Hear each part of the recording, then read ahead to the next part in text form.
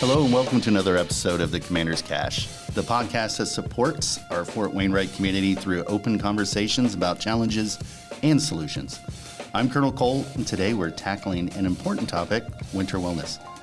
Winter in Alaska can feel daunting, especially with its long nights and sometimes freezing temperatures. But with the right tools, resources, and mindset, winter can also be a time of growth, connection, and resilience. Our aim in this episode is to guide you through ways to stay physically active, mentally sharp, and spiritually grounded during the colder months. We want you to feel prepared and supported as we enter the season together. From practical tips on staying active to managing seasonal stress and finding community support, Fort Wainwright has a wide range of resources designed to help you thrive. Today we'll be speaking with leaders who oversee many of these resources, ensuring that you and your family have everything you need for a positive and healthy winter. So the first guest I'll have today is Ms. Jackie Morton, Director of Personnel and Family Services, who will share some of the key services available this winter. So Jackie, good morning. Good morning. Winter can be a time when people feel less active and more isolated. What services at Army Community Services are available to help people stay engaged and connected during the winter months? And I'll have a few more questions after that to ask. So, Absolutely. One of the greatest things that we have at ACS, information and referral. So, coming in, being able to talk about what programs are available, you just don't even know what you don't know. So, there's everything from new parent support. We do Grow and Giggle twice a week. Those last winter had, up to 80 people, a lot of community there. Nice indoor activity, so you don't always have to stay outside. We do Parenting Pals, Tiny Tummies. EF&P does Family Fun Nights. Especially, spouses who may be wanting to get a job on post, there's employment readiness. If they need some one-on-one help with their resume, one of the greatest things I always say is when you're here in Alaska to find community, because it's such a great community, and being able to work sometimes outside the home is a great way to make connections. And so, employment readiness at ACS is one of those ways that can be really helpful. Volunteerism is huge, and it's great not only for families, but for units. So they do VMIS training, because we do a wonderful volunteer recognition ceremony in the spring. Units can do it. There's everything from the food bank, USO, ASYMCA, so many volunteer opportunities.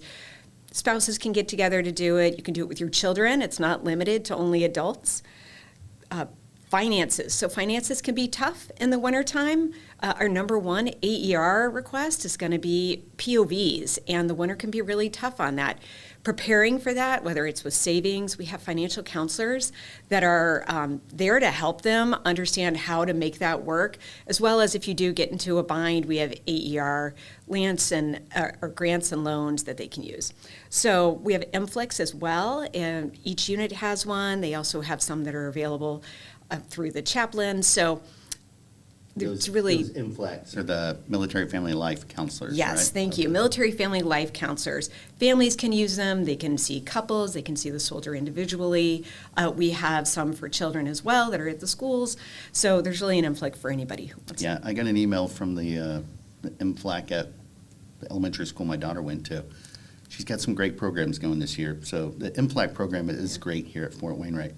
I'm going to go back and talk a little bit. You mentioned the financial. So financial stress, also tends to increase in the winter, which you kind of alluded to. You mentioned we do have some financial readiness counselors, plus there's the AER, the Army Emergency Relief Loan Counselors as well. Let's talk a little bit more about that. So we have them here, but is there any additional advice you can offer to help families prepare financially during this winter time frame? Just one less stressor in life that you can help them if you had some advice. Absolutely. One, it is, I can't express the importance of winterizing your car. Plugging it in, making sure that your car doesn't get frozen. Then you have to have someone come thaw it out. The Auto Skills Shop is a great place because sometimes it can be pretty pricey on the outside to go get that winterized. The Auto Skills Shop they have the parts, they can help you do that at a fraction of the cost. That way you can save some of that rack AIP in the event that something does happen to your car. You know, saving is a life skill we should have. It's especially important while we're up here. And those financial counselors can help them kind of create a plan. Maybe it's not doing DoorDash once a week. You know, it can be something small, but it adds up to be able to help when something does happen. Okay, that's great. Yeah, I know. I've talked with our Army Emergency Relief counselors a bit, and they say, you mentioned POV repairs is our number one cost up here, and that's what I'm seeing as well. And I can even go on ArmyEmergencyRelief's.org's website and actually pull up their dashboard and compare what our loans and grants are going to, and even that's showing that POVs. And then utilities. Yes. Utilities is the second highest cost here, especially in the winter that our soldiers are having to pay for. Yes. So I think getting with our financial readiness counselors and actually understanding a plan, understanding our finances, and plus they have experience here living in Alaska in the winter, so we might not know what expenses we actually have that we're getting ready to see as the winter months come. So absolutely, that'd be great if people and soldiers and families went and talked with them. So And I think there's lots of experience there. Absolutely. We have classes every week for everything from TSP to retirement planning to budgeting. You can do one-on-one or do the class. So it's a great thing to do in the wintertime when you're looking to, maybe you're not outside quite as much. We go a little crazy in the summertime because we love our summers in Alaska, but wintertime's a great time to take care of those things and kind of invest more energy. Okay. You did talk about information referral services as well. Yes. I've heard that I think ACS has a community guide out there as well. Can you tell me what's in that community guide and how can we find that? Absolutely. You can walk into ACS. It's over in the Welcome Center, 3401. And it's a resource guide, and it tells them everything that they can do on post. It has off-post referrals. If you're looking for SNAP or WIC, it can help them find how to access those programs, as well as some of the programs within ASYMCA. Okay, that's great. Now I'm going to, non-ACS question here, I'm going to ask you. So for someone facing their first Alaskan winter, what would you say are the most important steps that they can take to not only survive, but thrive this winter? So when I moved here 7 years ago, the best advice that I think that I received was stay busy. And, it makes the kind of long winter days, because otherwise you find yourself in your pajamas at 4. So, putting your kids in activities. So my children, they did cross-country skiing. We did downhill skiing. We went out and looked at the northern lights. We just made sure that we were engaged in a plethora of different activities. I think that was probably the best advice that I received. And you can do also not only for your kids, if you don't have kids, there are ways. Our education center, for instance, they have 2 on-post universities. Not only can soldiers use tuition assistance or do credentialing assistance, but spouses have the MyCAA money, which is available to them. It's $2,000 a year, up to $4,000 to be able to work towards a credential or some kind of certificate or even an associate's degree to kind of help them have a career or something that they can use so they can move from station to station. It's a great, if they want more about it, they can go to the Ed Center.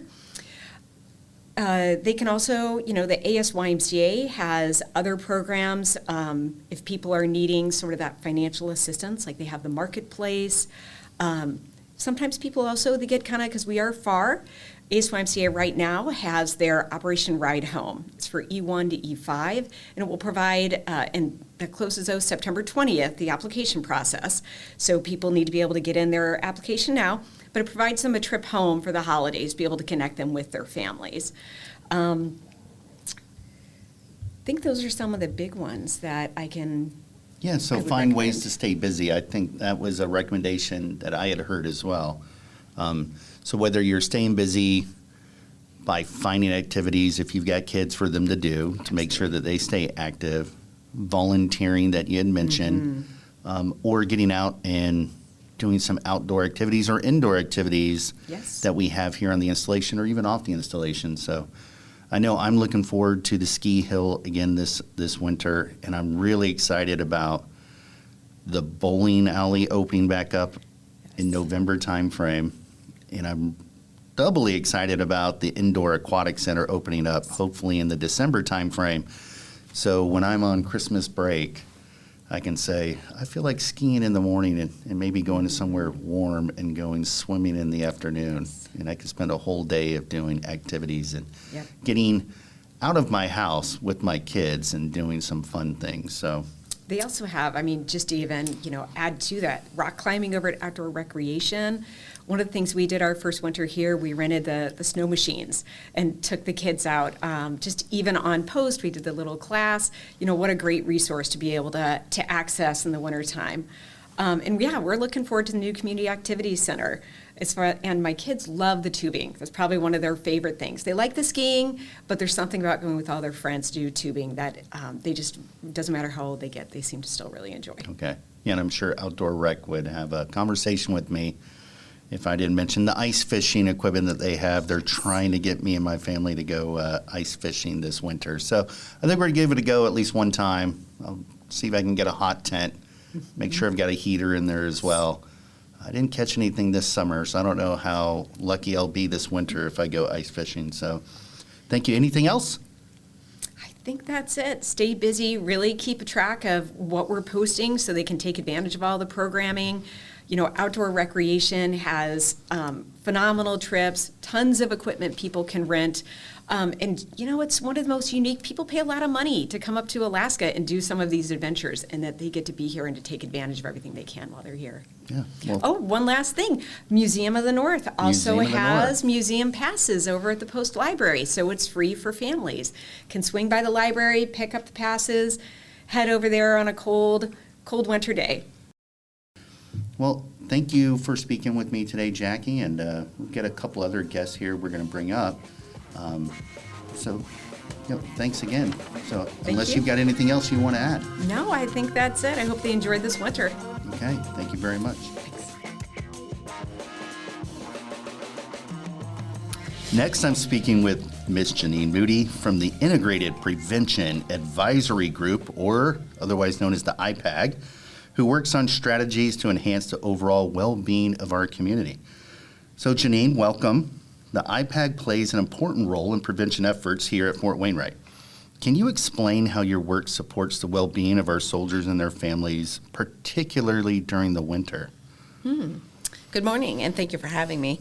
Yes, actually, so let me just explain also known as IPAG, what the IPAG is basically we're a team of folks. Currently, there's just myself as the lead and Dr. Heather Pointer as the deputy, and we're hiring 2 more in FY25, so we're building our team. This is new to the Army, so IPAG is not a common term just yet, but we expect it to be. So we stood up here on Fort Wainwright this year, and so basically what we're doing is we're coming alongside of existing helping agencies to enhance collaboration and develop strategies based on specific needs here on Fort Wainwright. And we find those needs through an annual community needs assessment where we're gathering data, and we're also considering most surveys that are taken throughout the community. We use the data to form an improvement plan. And that improvement plan, we're going to write an improvement plan every year. So we're going to do a community needs assessment every year. We're going to write an improvement plan every year. So this turns into a continuous evaluation process because we do the community needs assessment, we write the improvement plan, and then we're evaluating the plan. And then we make changes the following year. So it should get better every year. So overall, Fort Wainwright will become a better place to live, work, and play. Yeah, so this community needs assessment, in your role as an advisory group to the 11th Airborne Division Commanding General, plus all the support agencies and services that exist at Fort Wainwright, you were basically advising those support agencies and services that are there, talking with the Commanding General and be like, hey, sir, this is what the needs assessment says we're doing well, and maybe what the community wants more of. Here's what we probably need to do more of because we're not doing well.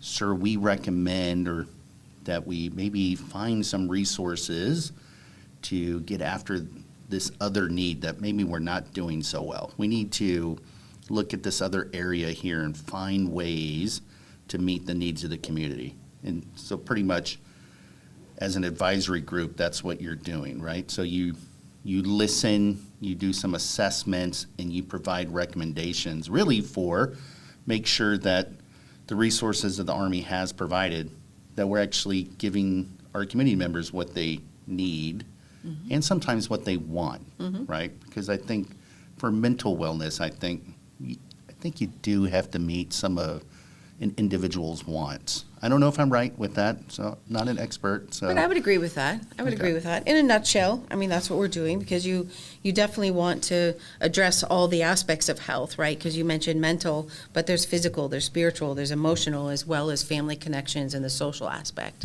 So, yes, and during the winter, that can be a challenge. Yeah, and we get this results, and we'll be talking about this during the winter, so that'll be good for us to take a look at and actually see what more things we can do for our community here. So we're going to assess the needs of the community. You specifically get that feedback here. You're going to talk with our services. We're going to talk with the commanding general. We're going to, hey, sir, we listen to the community. This is what we want to do. That's awesome. That's valuable feedback. And we're going to be doing that every year. So that's great. So I got a question for you as someone who's maybe has lived here for a while. Do you have any personal tips for staying well during an Alaskan winter? Yes, actually, I moved here in 2010, and I came from a subtropical island after a decade there. So I had a very different experience when I came to the interior of Alaska. I actually came for a job. I was going to live here for 2 years, and I was going to move off in my career. And somehow Alaska got in my blood, and here I sit 14 years later and loving the interior of Alaska. So there's a couple things that I do. Is I am a firm believer in happy lights. And those, that is the light therapy that basically tricks your brain into believing that there's, the sun outside. And I do know that ACS has those for loan. So you can walk into ACS and check out a happy light for the winter and get those happy light benefits. So you don't necessarily have to purchase one. If you wanted to purchase one, I'm not here to sell anything, but that you can get some that are relatively inexpensive.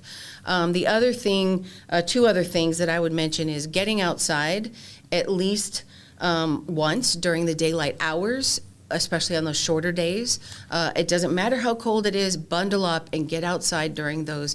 And it doesn't have to be for long. I mean, it can be for 10 minutes. It can be a walk around the block. It can be, just going out and trying to make a couple snowballs. And that's difficult sometimes with our dry snow. But that's one thing, is get outside, use the happy light. You can talk to ACS about how to use those happy lights. And then, staying busy.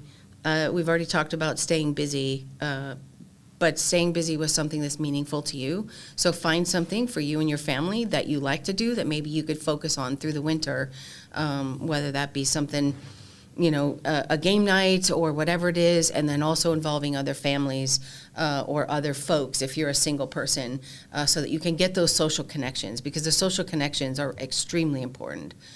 During the winter. It's easy to get inside and hibernate and cozy up and just watch TV, but I don't recommend that on a regular basis.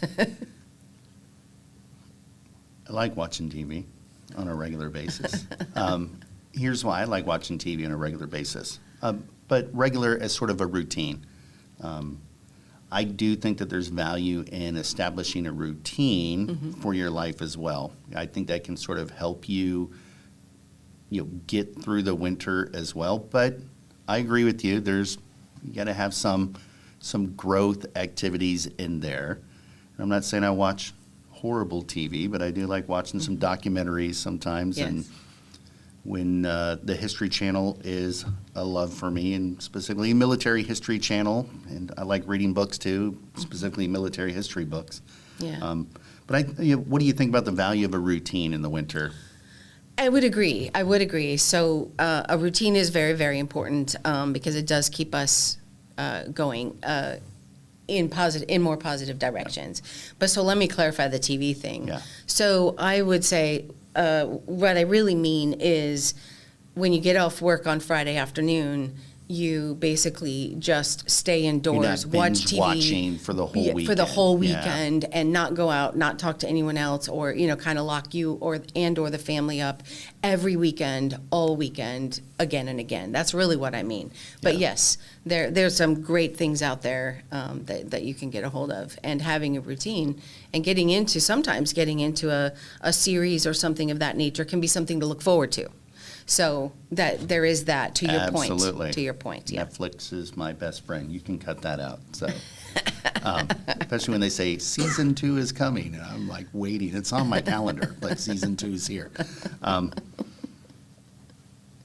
Yeah, the routine is great. I know my Saturdays this winter. I know what I'm doing every Saturday this winter with activities for my kids, which helps. Forced me and my wife to get out of the house this summer. And last winter, it was really good. Gave us a reason to be out of the house on a Saturday. Once we were out of the house for a kid activity, hey, we're out. We're in the cold. Mm-hmm. Yep, we do need to go shopping. We're already out of the house. Let's go shopping. We've got some needs we got to get. And then inevitably, we'd be out. It's not that bad. Let's go do something else, And it really helped us get through last winter. Really what Ms. Morton said, find an activity to stay busy. Found an activity for our kids to do on Saturdays. I was like, great, every Saturday I've got something to do. That forced us to get out of the house. And once we were out of the house, sometimes that first step, Yep. making that decision to actually leave the house and committing to it, and then once you were done, it just led to more and more things doing outside of the house. And before we knew it, winter was over. So that is great advice. Yeah. Anything else you'd like to share, Janine? Anything about IPAG or any other experiences you'd like to let us know about? No, thanks so much for having me. It's been a great conversation. No, and, it's been great appreciate it. having you on the team so far here with this prevention advisory group. And I know you've been helping a lot with the services that Fort Wainwright provides. Mm-hmm. You and Dr. Pointer have been very helpful so far. So I'm looking forward to our needs assessment once we get it back this winter, sitting down with the IPAG team and going through that to see what we can do better for this community. So thank you very much. Yeah, thank you. Finally, we're joined by Chaplain Kenneth Gillespie, Fort Wainwright's Military Family Life Chaplain. Chaplain, your role is unique in that you support soldiers and their families on a spiritual level. Yes. Can you tell us a little bit about our Family Life Center's mission here at Fort Wainwright? Yes, sir. So the mission for the Family Life Center is really twofold. On one hand, we want to enhance and support the community by providing quality counseling for individuals, families, that's both military, civilian, anyone who's part of our Fort Wainwright team. The other part of that mission is to really strengthen our chaplains at the battalion level, chaplains spread throughout the community, their ability to do the same thing. So it's a training component and also a direct service component. Okay, but I'm a big fan of the Family Life Center here. I'm a big fan of having really you here on the team as a military family life chaplain. Do you have any credentialing that comes along with your role as the family life chaplain in the chaplain corps? Yes, sir. So the whole idea of family life chaplains is really taking chaplains who have a good bit of experience already as chaplains and then also adding in the additional training, credentialing, education to be marriage and family therapist as well. Personally, I took a little bit different track. I had the credentials, the degree and experience as a marriage and family therapist prior to coming in as a chaplain. So for me, as a licensed marriage and family therapist with about 18 years experience with that,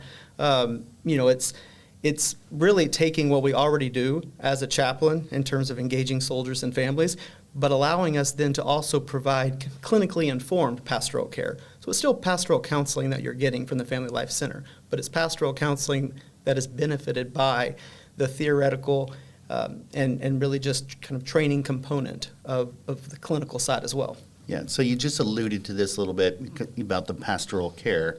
But how do the services you offer at the Family Life Center differ from other resources we have, here at Fort Wainwright, but really across the Army, like behavioral health or military family life counselors? Yeah, so I think it's important to remember you're still coming to see a chaplain, and there's certain differences and benefits I think that come with that. On one hand, we're going to have the background and the conceptual framework of spirituality that's going to work its way into any care that we provide. Even if that's not the direct topic, that's going to provide a foundation for us to then build off of.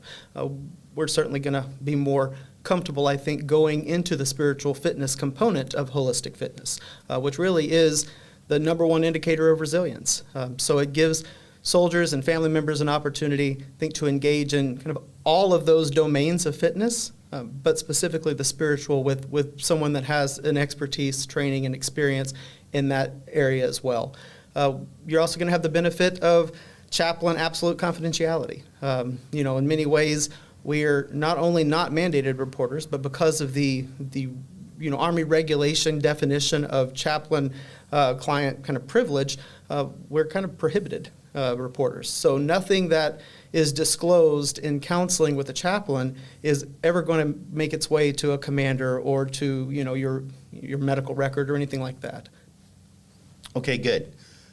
I got a question for you. How many Alaskan winters do you have under your belt, Major Gillespie? So this will be my fifth. Okay. This is my second assignment here at Fort Wainwright. I was here for almost 4 years, moved in the winter, so I got the benefit of 4 winters on my last time here. I was the chaplain over at Bassett Army Community Hospital for Medic Alaska, and now I'm getting to come back as the Family Life Chaplain, and excited to be here again, and excited for this 5th winter.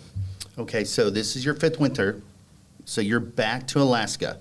So you have some things that you're getting ready to do for your family, right? Because I'm sure your family has grown a little bit. They're at different stages in life. Absolutely. So what are you preparing to do for your family, and also potentially what you recommend for those as they prepare for winter? Yeah, I think that's a great question, and something that we all need to be thinking about as winter is coming, right?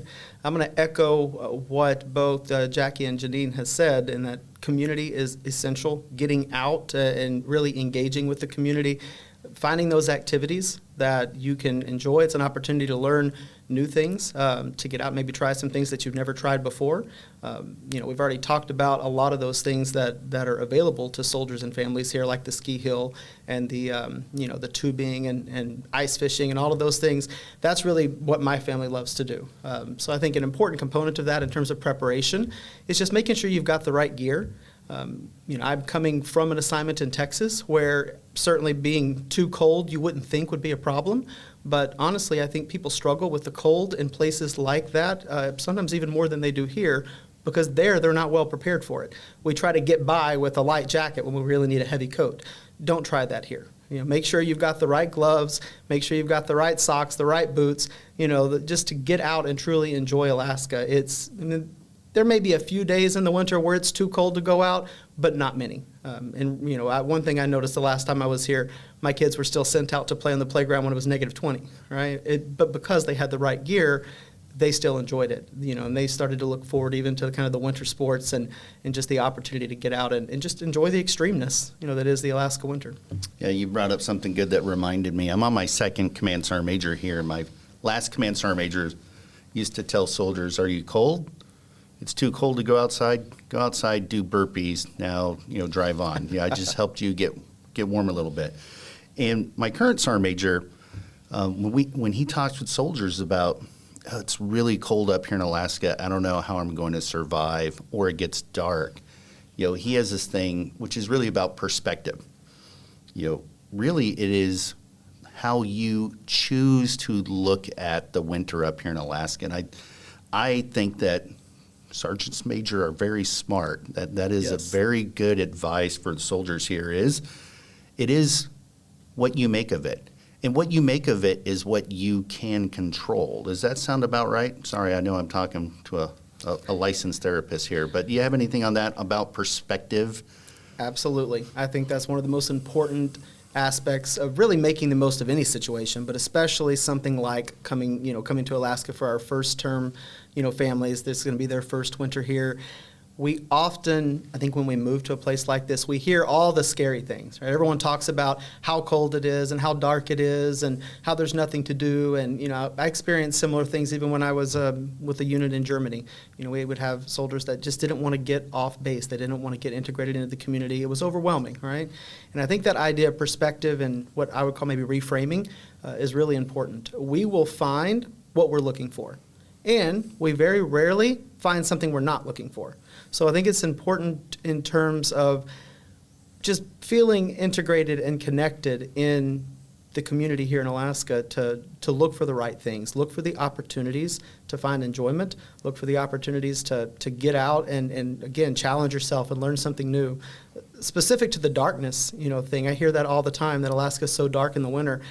And I absolutely disagree. I don't find Alaska dark at all. It's just a matter of what you're looking for. So if you're looking for the light, you'll find it. Once we get that blanket of snow, every light source, whether it be the moon or street lights or whatever, it causes the snow to glow, right? Once it gets cold enough and everything gets covered in ice crystals, you have 1,000 diamonds, glittering all around you. There's always light. And it's an opportunity for just to develop, coziness, to kind of build that warmth, even in the midst of the cold. Make your space, whether it be a barracks room or your home, make that as cozy and warm and inviting of a place as you can. Again, challenge yourself to really just make the most of it. Well, thank you, Chaplain. That is great advice, and I'll talk with the Sergeant Major about that. I know he and I have been talking about, really for our single soldiers here, about our better opportunity for single soldiers of really getting after some great programs this winter, because we know we have a lot of younger soldiers that just moved here this summer, and this will be their first winter of getting out, reaching to them. They don't know what they're looking for. We're hoping that the BOSS program will, yep, you're not looking for this, but you're coming along on this thing, and you didn't know it, but this is exactly what you're looking for to help you make it through an Alaskan winter, and get them experience with something new activities, things that you really can enjoy a lot here in Alaska. I'm not going to say unlike anywhere else in the world, but where you have more of an opportunity here to do that. So thank you, Chaplain. That's great advice. And that's going to bring us to the end of today's episode of the Commander's Cache. I hope our discussion on winter wellness has provided you with valuable insights and maybe even some practical steps to stay physically, mentally, and spiritually well this season. If you do have any questions or need more information about the resources we've discussed, please don't hesitate to reach out. Our team is here to support you in staying strong and resilient this winter. So once again, thank you for joining me today. Thank you, Chaplain, Jackie, Janine, and for you listeners out there, please stay tuned for more episodes where we'll continue exploring topics that matter to you. Until then, stay safe, stay healthy, and remember to take care of yourselves and each other.